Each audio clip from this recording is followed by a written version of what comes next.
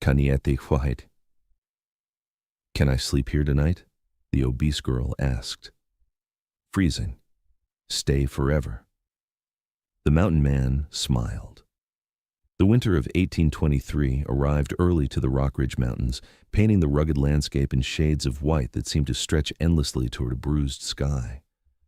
The mountain passes were treacherous, and experienced travelers knew better than to venture through them once November snow began to fall. Yet desperation often overrides wisdom, and the wagon train heading north carried souls too determined or too foolish to wait for spring. Clara May Hendricks sat wedged between two supply crates in the covered wagon, her considerable frame making the already cramped space feel suffocating. At 22 years old, she carried not just the weight of her body, but the weight of a lifetime of whispered judgments. The other travelers had made their feelings known since the journey began in St. Louis. Mothers pulled their daughters close when she passed. Men exchanged knowing glances and snorted with barely concealed laughter. Even the children seemed to sense something was wrong with her, though they couldn't have named it precisely, only that she was different, unwanted, an aberration in their carefully ordered world. The wagon master, a thin man named Garrett with weathered skin and colder eyes, had been patient for 3 weeks. But patience, it seemed, had its limits when measured in miles covered and time lost. "She's slowing us down," Clara heard him say to the other men around the campfire the previous evening. She'd been pretending to sleep in the wagon, her heart hammering in her chest as she strained to hear every word. The horses can barely manage her weight combined with supplies, and the men are getting restless. "What do you propose?" another voice asked. "We leave her at the next settlement, or at a trading post. Someone else can deal with her." Clara had clutched her single possession, a small cloth bag containing 3 worn books, purchased with years of saved wages, and fought back tears that night. The books were her only friends, her only escape from the monotony and cruelty of her existence. They contained stories of adventure, romance, and worlds where a woman's appearance mattered far less than her character. Now, huddled against the wind as the wagon train came to an abrupt halt on the mountain pass, Clara realized that the conversation had gone from speculation to execution. "Everyone out," Garrett announced, his breath forming clouds in the frigid air. "We're making camp. This blizzard is coming in fast and we need shelter." Clara scrambled down from the wagon, her movements clumsy in the heavy coat she'd stitched together from old fabric. The snow was already ankle-deep, and more was falling with terrifying intensity. She watched as the men began to prepare the campsite, arranging wagons in a protective circle and setting up tents. It was Garrett who approached her as the afternoon light began to fade into premature darkness. "Clara," he said, not unkindly, but with the tone of a man delivering an inevitable sentence, "you'll need to walk from here." The words didn't make sense at first. Clara stared at him, her mind refusing to process what he'd said. "Walk?" she repeated, her voice barely audible above the howling wind. "The pass is still miles away. It's snowing, Mr. Garrett. I know what the weather's doing, girl," he interrupted. "The problem is, the horses are already struggling. Another 100 pounds, and we risk losing them all. Then we're all stuck out here." "I don't weigh. This isn't negotiable," he said, and turned away. "You're smart enough to find shelter somewhere. Find a trading post, a cabin, anything. Or turn back to the settlement we passed yesterday. But you can't stay with us." Clara felt something crack inside her chest. She wanted to argue, to plead, to demand some measure of human decency. But she'd learned long ago that such things were luxuries not afforded to girls who looked like her. So instead, she gathered her cloth bag, stepped away from the wagon, and watched as the train reorganized itself without her, the men's faces carefully avoiding hers, the women looking away. Within an hour, the wagons had moved on, disappearing into the white curtain of falling snow as if they'd never existed at all. Clara stood alone on the Rockridge Pass, surrounded by endless forest and mountains that seemed to loom above her like judges waiting for a verdict. The temperature was dropping rapidly, and she could feel the dangerous cold settling into her bones. She wore 3 layers of clothing, but they seemed inadequate against the assault of wind and snow. She began to walk, though she wasn't certain in which direction. The pass was a winding trail, and in normal conditions, it would take an experienced traveler 6 hours to reach the next settlement. In a blizzard, in the dark, on foot, it was impossible.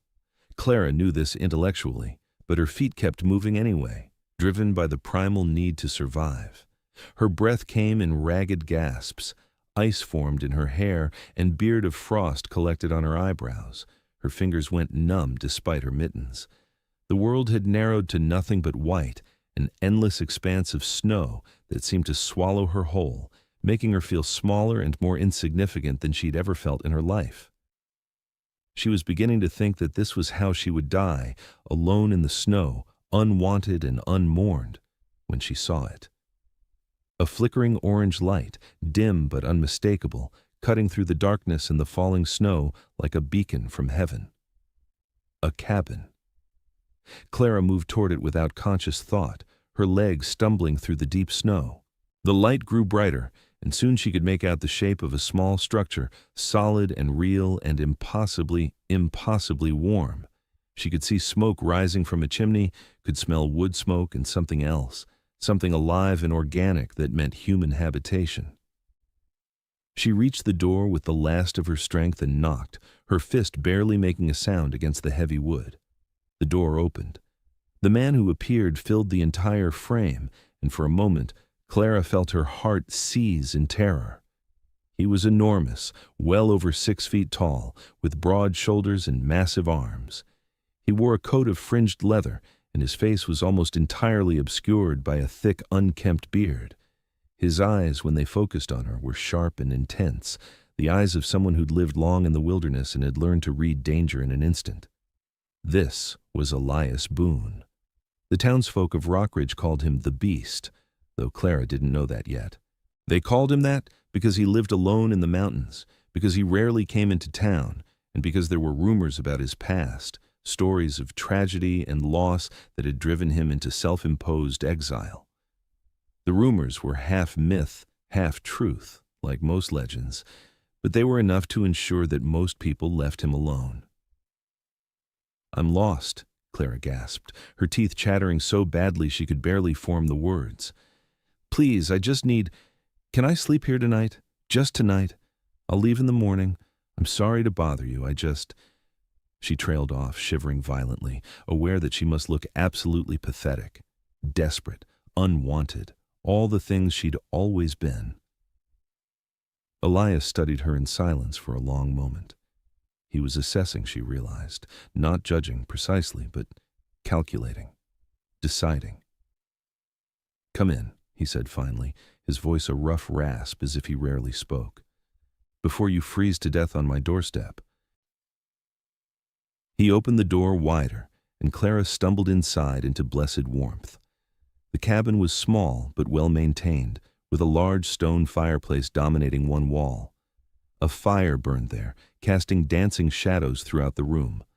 There was a bed in one corner, a table and 2 chairs near the center, and shelves lined with practical items, preserved food, candles, tools, books. "Get close to the fire," Elias commanded, and Clara didn't hesitate. She moved to the fireplace and held out her hands, shaking so badly she could barely stand. Elias moved about the cabin with practiced efficiency, removing her coat and hanging it to dry near the fire, wrapping a rough blanket around her shoulders, and pressing a cup of hot tea into her trembling hands. The drink was strong and slightly bitter, but it warmed her from the inside out. "What were you doing out in weather like that?" he asked, not unkindly, as he settled into one of the chairs near the fire. He didn't sit close, but maintained a respectful distance, as if sensing that she needed space. "The wagon train left me," Clara said quietly, the truth coming out of her before she could stop it. "They said I was slowing them down." Elias made a sound that might have been a grunt or a sigh. "Humans are animals," he said. "Sometimes I forget, and then something reminds me why I live out here." They sat in silence for a long time, Clara slowly warming, and Elias apparently lost in thoughts she couldn't fathom. Eventually, her eyelids grew heavy, and he seemed to understand. "You can sleep in the bed," he said, standing and moving to a small closet. He withdrew a clean quilt and spread it over the mattress. I'll take the chair by the fire. You don't have to, Clara began, but Elias held up a hand. It's not a sacrifice, he said. I don't sleep much these days anyway.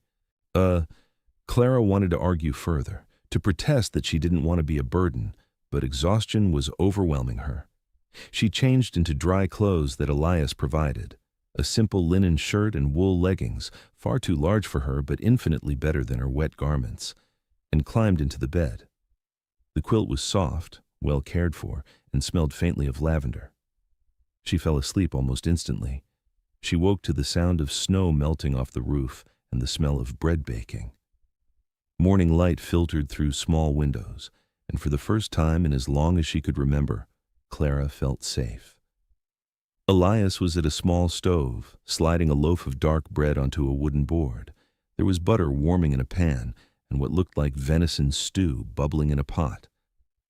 Weather's cleared, he said without preamble, but the pass is still treacherous. You can head down this morning if you want, but it'll take most of the day, or... He paused, seeming to choose his words carefully. You can stay until the road's properly clear. How long would that be? Clara asked carefully. Week, maybe 2. Depends on the thaw. Clara wanted to leave. The thought of imposing on this strange man, of being in his debt, of potentially facing rejection and ridicule again, all of these fears warred within her. But beneath them was something else. The memory of his kindness, the safety of his cabin, the feeling that perhaps, just perhaps, someone might not find her completely reprehensible. I can work, she said slowly, for my keep. I can cook, clean, mend. I'm useful. Elias considered this, and then he nodded. Fair enough. The cabin could use a woman's touch. My cooking is edible, but barely. Clara smiled despite herself. It smells wonderful. It's adequate, Elias said, but she thought she saw the faintest hint of a smile cross his weathered face. 2 weeks became 3. 3 weeks became a month. The snow melted gradually, revealing the path down the mountain, but Clara didn't leave. Neither of them ever quite said that she should stay. It simply became understood, the way many important things do. In the beginning, they maintained careful distance and formal courtesy. Clara would prepare meals, and Elias would acknowledge them with quiet thanks. She would mend his clothes or repair things around the cabin, and he would leave payment in the form of supplies or carefully prepared firewood. They existed in the same space but in parallel worlds. But slowly, imperceptibly, things began to change. It started with small conversations. While preparing dinner, Clara would mention a book she'd read. She'd shared her precious volumes with him, and he'd actually read them, and Elias would add his own observations. She discovered that despite his gruff exterior, he was remarkably well-read and intelligent. He'd been educated before his life had taken a darker turn, before tragedy had driven him to the mountains. It continued with shared silences that became comfortable rather than awkward. They could sit by the fire in the evening, she with her needlework and he with a book, or carving a piece of wood into increasingly intricate shapes, and it would feel like the most natural thing in the world. The turning point came on a rainy afternoon in March, nearly 2 months after Clara's arrival. They were sitting at the table, working on repairing a damaged shelf, when Clara's hand slipped and a splinter lodged deep into her palm. She gasped in pain, and immediately Elias was there, taking her hand gently in his much larger one and examining the wound. It's nothing, she tried to say, but he ignored her, fetching warm water and his small collection of medical supplies. With surprising gentleness, he cleaned the wound, used a small knife to carefully extract the splinter, and wrapped her hand in clean cloth. There, he said, and his voice was softer than she'd ever heard it. Clara found herself looking at his face, really looking at it. The beard that had seemed so intimidating was just hair, the mark of a man who lived far from civilization. His eyes, which she'd initially read as dangerous, were actually just sad, profoundly, deeply sad. She could see pain in them, the kind that came from genuine loss. What happened? She asked quietly. You don't have to tell me if you don't want to, but I'm guessing the reason you live alone out here isn't just because you enjoy the solitude. Elias was quiet for a long time. His hand was still wrapped around hers, and she could feel the calluses on his palms, the evidence of years of hard work. "My wife," he said finally, each word seeming to cost him something. "And my son. They were in town, in a boarding house. There was a storm, worse than the one we had in January. An avalanche came down without warning.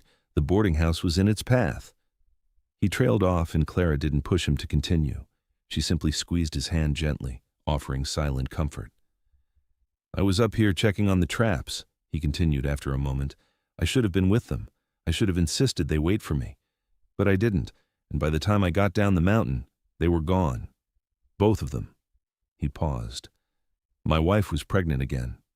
We were going to tell people when we got back. We were so happy." Clara felt tears streaming down her face, though she wasn't entirely sure they were only for his loss. She understood the weight of being blamed, the burden of surviving when others didn't, the particular loneliness of feeling unwanted and out of place in the world. "That wasn't your fault," she whispered. "No," Elias agreed, and there was something in his voice that suggested he was trying to believe it. "But it felt easier to live alone than to be around people and constantly wonder why I survived when they didn't." They sat in silence for a long time, their hands still intertwined. "I've been blamed my whole life," Clara said, her voice very small. "By my father, who said I ate too much and cost too much money. By the towns we passed through, who looked at me like I was some kind of burden. By that wagon train, who decided my existence was an inconvenience to their journey. I started believing them. I started believing that maybe they were right, that maybe I was wrong for just existing." "You're not wrong," Elias said fiercely. "You're not an inconvenience. You're—" He stopped, seeming to search for the right words. "You've made this cabin feel like a home again. I didn't think that was possible." Vidista Clara looked up at him, and in that moment, something fundamental shifted between them. It wasn't just attraction, though that was there, certainly, a spark of physical recognition between two people who understood loneliness in their bones. It was deeper than that. It was recognition. It was the feeling of being truly seen by another person. Elias reached up and gently brushed a strand of hair from her face. His touch was tentative, as if he was afraid she might break, or disappear, or decide she wasn't worth the risk of his heart. "Come spring," he said slowly, "there's a traveling preacher who comes through the valley. If you wanted to stay, we could—" He stopped, seemingly unable to articulate what he was proposing. "Are you asking me to marry you?" Clara asked, a laugh bubbling up inside her. "We've known each other for 2 months." "I'm asking you if you'd want to stay," Elias said, "and if the answer is yes, I'm saying that I want to do this properly. I want everyone to know that you're not here because you have nowhere else to go. You're here because I want you here, because I—" He paused, struggling with words that clearly didn't come easily to him. "Because I need you here, because the thought of you leaving is worse than anything else I've experienced, including the loss of my family." "That's a lot to put on someone," Clara said, but she was smiling, tears still streaming down her face. "I know," Elias acknowledged, "but I'm not the same man I was before you arrived. I'm not the beast anymore. I'm just someone who wants to live again, and I want to do that with you." Clara kissed him then, leaning across the small space between them and pressing her lips to his. It was awkward at first because neither of them had done this in so long. Elias not since his wife's death, and Clara perhaps never, not with genuine feeling. But they figured it out, and by the time they broke apart, both of them were smiling through their tears. The traveling preacher arrived on the first truly warm day of spring, when the mountain air had finally lost its bite and the snow had receded to the highest peaks. His name was Reverend Thomas, and he was a surprisingly progressive man who had seen enough of the frontier to not judge a woman for her appearance or past circumstances. "Love is love," he said simply when Clara confessed her worries that perhaps this was all moving too fast. "And marriage is about commitment and partnership. If you two care for each other, that's what matters." They were married in the simple cabin, with Reverend Thomas as witness and the mountains as cathedral. Clara wore a dress she'd sewn from fabric that Elias had purchased on one of his rare trips to Rockridge.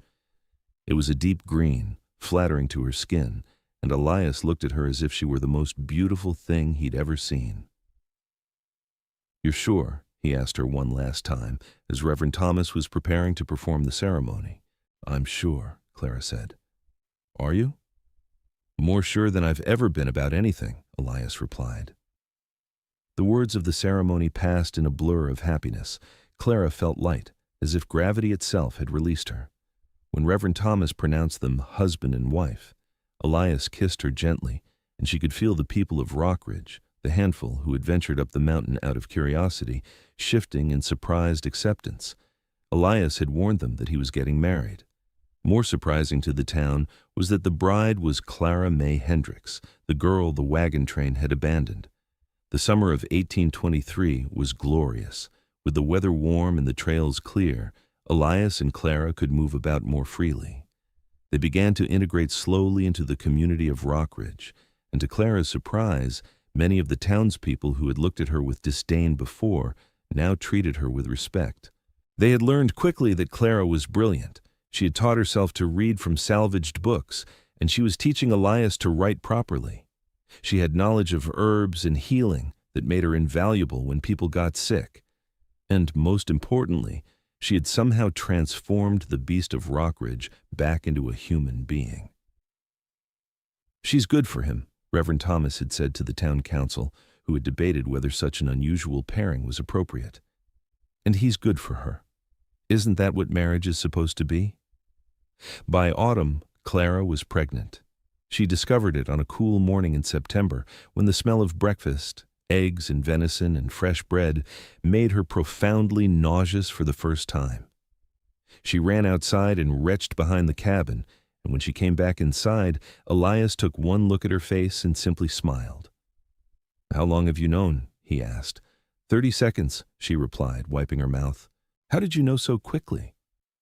"My wife, my first wife, had that same reaction to eggs when she was carrying Thomas," he said, and Clara's heart broke a little at the casual mention of his lost son's name. "It's a miracle," he added, and she could hear the reverence in his voice. "Elias," she said carefully, "I need to ask you something, and I need you to answer honestly. Are you going to be terrified the entire time I'm pregnant? Because I need to know if I'm going to have to constantly reassure you that lightning doesn't strike twice." He laughed, a genuine belly laugh that she rarely heard from him. "Probably," he admitted, "but I'll try not to be insufferable about it." They made an agreement. Clara would take care of her health, and Elias would learn to trust that the world wouldn't punish them for their happiness. It wasn't easy for him. She caught him holding his breath when she climbed a ladder or lifted something heavy, and she found him checking on her at least a dozen times a night in the early months. But he tried, and that was what mattered. In the spring of 1824, on a mild afternoon when the flowers were just beginning to bloom, Clara gave birth to a daughter. Elias cut the cord with shaking hands, while Reverend Thomas, who had stayed nearby for exactly this purpose, wiped the baby's face. The cry she let out was the most beautiful sound Elias had ever heard, proof of life, proof of hope, proof that good things could exist in the world. "She's perfect," Clara whispered, holding her daughter for the first time. The baby had her father's fierce eyes and her mother's determined chin. "What shall we call her?" Elias asked, unable to tear his gaze away from the small, miraculous creature they'd created together. "Margaret," Clara said without hesitation. "After your wife." Elias made a sound like a sob, and Clara reached out and squeezed his hand. "There's room in your heart for all of us," she said gently. "The past doesn't diminish the present. It just makes us who we are."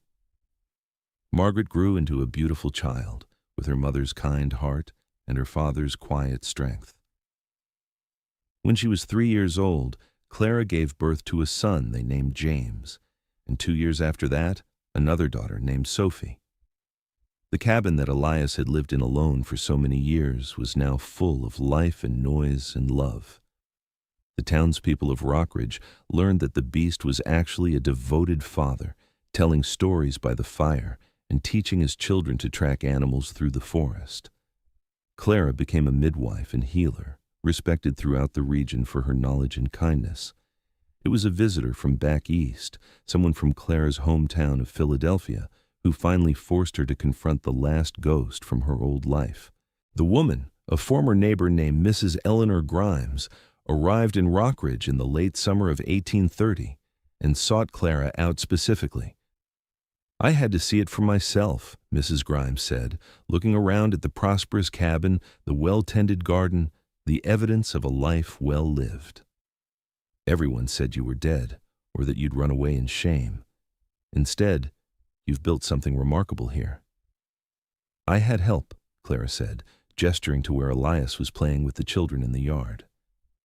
"And I had luck, and I had love. All the things I was told I didn't deserve because of how I looked." "The world is changing," Mrs. Grimes said thoughtfully. "Slowly. There are people in the cities now, philosophers and writers, who are beginning to question the judgments we make about people based on their appearance. Progress is glacially slow, but it's there." After Mrs.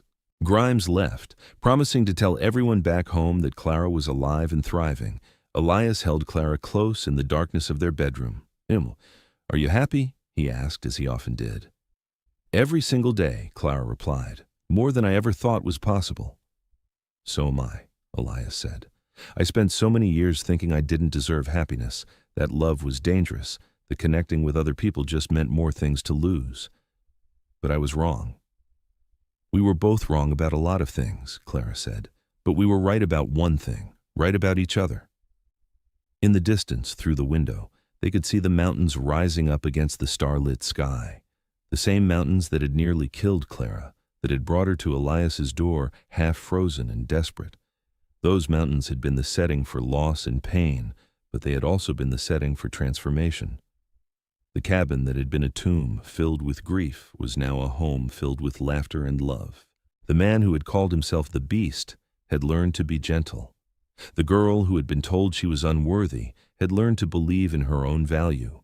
And in the vast wilderness of the American frontier, in a cabin hidden among the peaks of the Rockridge Mountains, two broken people had found each other and had built something beautiful, something true, something that endured.